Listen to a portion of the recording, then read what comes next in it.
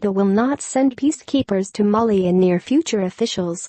Vancouver, Reuters. Canada will not be sending hundreds of peacekeepers to support the United Nations mission in Mali in the near future, officials said on Wednesday, a move likely to disappoint allies who want Canadians to play a role in the West African country.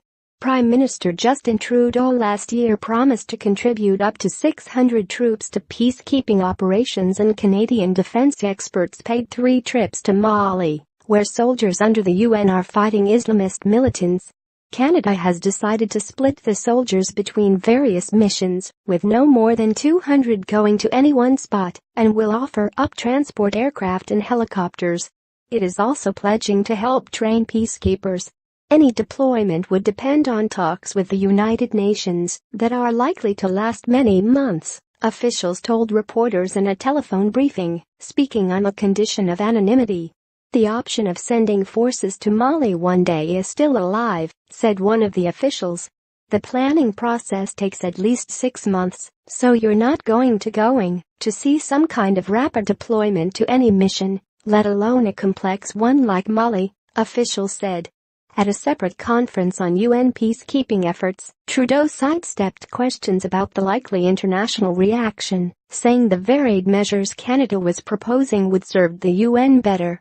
These are the things that actually create much larger impacts than the simple number of troops. The UN often needs specialized equipment or specialized individuals, Trudeau said.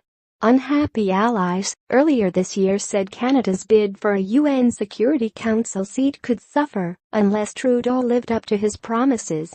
This approach will be a disappointment to some, and the Canadian government will have to work hard to overcome the credibility it has lost in not following through on its initial pledge, said Jane Bolden, a security studies expert at Queen's University in Kingston.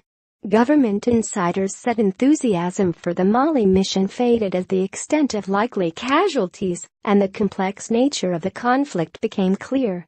More than 80 members have been killed since 2013, making Mali the world's deadliest peacekeeping operation. Going somewhere for a very short period of time and leaving without having achieved anything may be worse than actually going somewhere, said the official. Writing by David Ljunggren. Editing by Grant McCool.